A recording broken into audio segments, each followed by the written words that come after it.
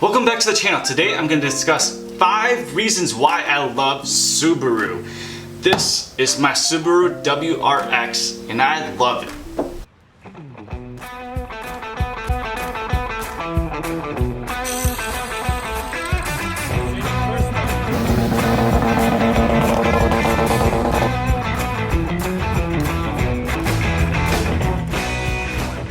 We will just jump right into it. I have 5 reasons why I love this car, and why I just love all Subarus actually, and why I made my wife buy a Subaru. But the first reason we'll start with is the reliability. This vehicle right here has 227,000, I believe it is, miles on it currently. Let me double check that. I'm at 226,000 miles. And as far as the powertrain itself is concerned, so the engine and the transmission, I've had no real issues. All the issues I've had with this car were like the small things, like my AC, you know, in that last video I just posted, where I kind of got a little sweaty in the vehicle. Anyways, so the actual engine, the transmission have been great. Yes, once you start doubling the power this makes stock, this is like 220 something stock, and you're getting to those 350, 400 horsepower at the wheels, you're gonna run into issues with your transmission not being able to hold that power, with the clutch giving out. I mean, you definitely have to upgrade the clutch before that, but if you leave it pretty much stock or only add a little bit of power, it's gonna be super reliable and you won't really have too many issues as long as you check your oil. Check your oil. I can't stress that enough. Let's get to number 2. Number 2 is the versatility. This vehicle, especially because it's all-wheel drive, this is a stock height right now, so you can't see that too well, but it's off the ground. It's got a little bit of ground clearance on it. So with that ground clearance, it's very versatile. One of the next videos I want to do is actually take this car off-roading and see how well it does on the track. I took that Gladiator on it, see if it will actually be able to not keep up with the Gladiator, but just get up there and, you know, do very minor stuff and be kind of fun to, you know, do a couple donuts in the dirt out there. But not only that, I live in Michigan and we know that there's a lot of snow in Michigan, and so just being able to get on the road and just drive and not have to worry about your car performing in the snow, because you know it's going to perform very well because this all-wheel drive system is amazing. That is something I absolutely love. I totaled the car a few years ago on ice. I mean, although the all-wheel drive system wouldn't have saved me, ever since then I only drive cars with all-wheel drive. It's just something in my head that I love all-wheel drive or 4x4 just because I feel like you have so much more control of the vehicle, and that's something I look for, is control. I want to feel like I'm safe, I'm in control of the vehicle, I'm able to do what I want to do, or if something kind of starts going sideways because it's icy out, I have the ability to bring it back straight. And this car is awesome because it doesn't really have traction control. I know it sounds scary, but I love it because it's so much fun on the snow and I don't have to worry about pushing a button or whatever and kind of turn out the traction control, whereas my wife's XT, Forester XT, when you turn off the traction control, it doesn't really turn off. It still will cut off the power to your wheels when they start spinning too much. So this one will never do that, which is awesome. I love that, and that's part of the reason why I bought such an older vehicle. So number 3 is pretty much why I originally fell in love with Subarus. Some of you guys know that this is not my first Subaru. I used to have a 2010 WRX as well that I traded in, but long story short, when I bought that, that was kind of the first car that pulled me into the car scene. I used to have a Cobalt SS, which some people love to hate on, but I liked it. I did minor things on it, but the WRX really pulled me into the scene, and I really started modding the car. I mean, there was a lot of like appearance stuff on my WRX, a little bit of suspension and handling. But the thing that made me fall in love with the car is the music to my ears. That car sounded so good. Just that Subie rumble. There's no other car out there like it. Some people just love that supercar sound. I don't. I love this like tractor sound. I don't know why, I just love this tractor sound the Subaru makes, that rumble.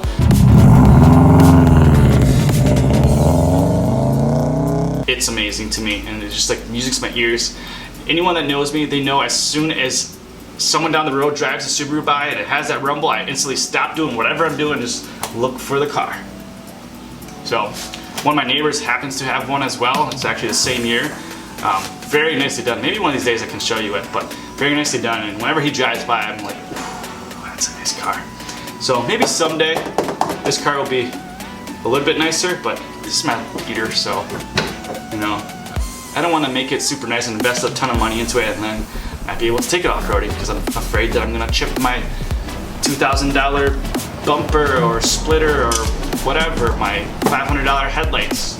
So having it beat up like this is actually an advantage to me because I tend to beat on it a little bit and rag on it. What's the point of driving a car if you don't enjoy it and you don't have fun with it, right? Who doesn't love having fun, especially when you're driving your own vehicle? Number 4 is the culture.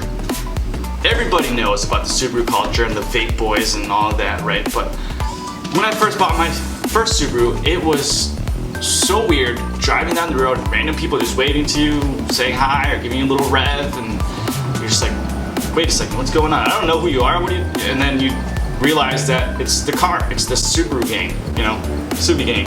Last night I was driving home from work. It was 12:30 at night, or in the morning, whatever you want to call it, and another Subaru just pulls up next to me and we just start cruising, you know. Each one of us would give a little rev and speed up a little bit, and you know, we weren't racing down the road.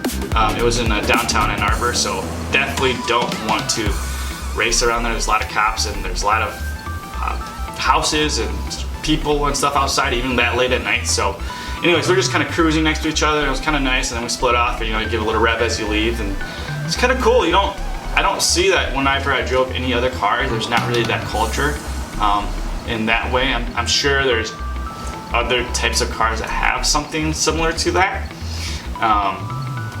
But when I bought my Subaru, any car meet I went to, it's like I just was welcomed by all the other Subaru people there. Like, yes, most car meets are pretty welcoming anyways, but it's almost like you had something to connect with someone else and like, oh cool, you have Subaru too, yeah.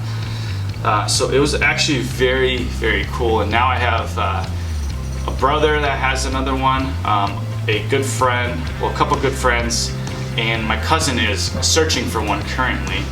My wife has the XT, so I'm building my own little group within the culture. So it's actually really cool.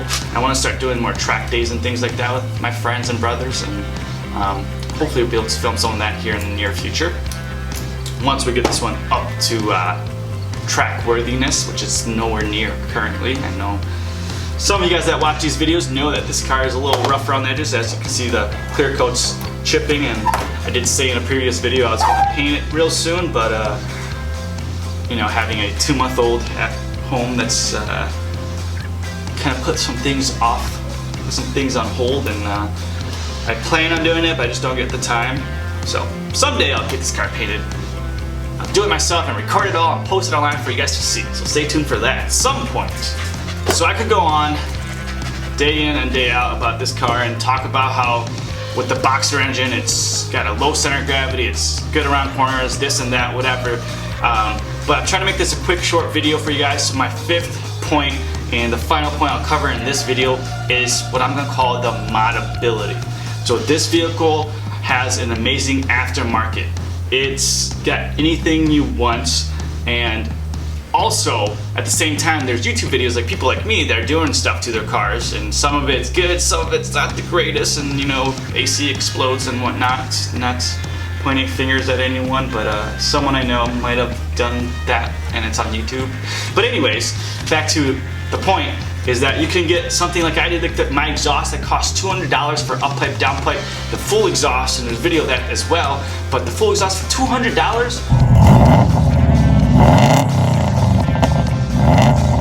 And then you could get a down pipe for $1,000 or so. It's got anything you would like, any price range. I mean, clearly the $1,000 down pipe is going to be way better, way more reliable, last longer, sound better, better performance than my $200 down pipe, you know, $200 complete exhaust.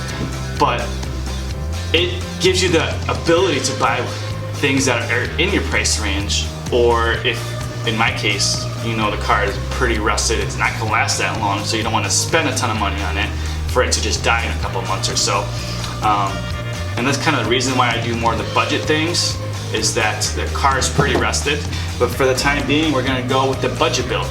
And with the modability of these cars and the aftermarket following and support that there is for these cars, I can put almost anything on here. I can get really cheap headlights. And the other thing with the moddability is that go to Facebook Marketplace and there are so many people selling parts. You can buy stock parts, you can buy aftermarket parts, you can buy like cheap eBay parts for even cheaper than you can find them on eBay that are a little bit used. But I love that even though I don't have the biggest budget for this car, the aftermarket allows me to actually be able to mod this car. Well, that's all I got for you guys. Hope you guys somewhat enjoyed this video.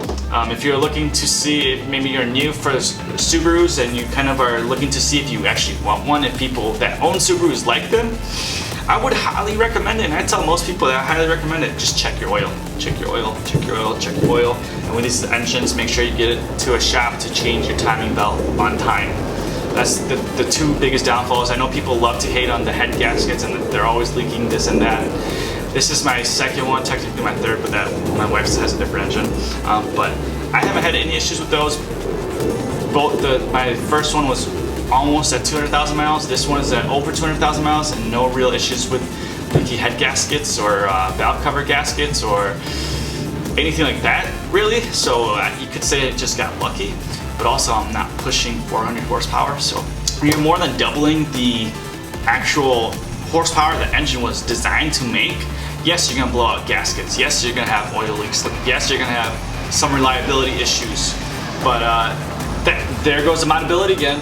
You have the aftermarket to be able to build that engine, to even build that trans if you want, or swap it for the 6-speed because it's a Lego car and you could just put it in 6-speed instead of 5-speed, which is a little more bulletproof. So these cars are awesome is my point, and I hope you enjoyed it. If you did, give me a thumbs up. Comment in the video, tell me why you loved your Subaru, or tell me why you think Subarus are cool. And if you haven't already subscribed, support me and subscribe. Catch you guys later. Vehicle. Number 3 is, I don't even remember.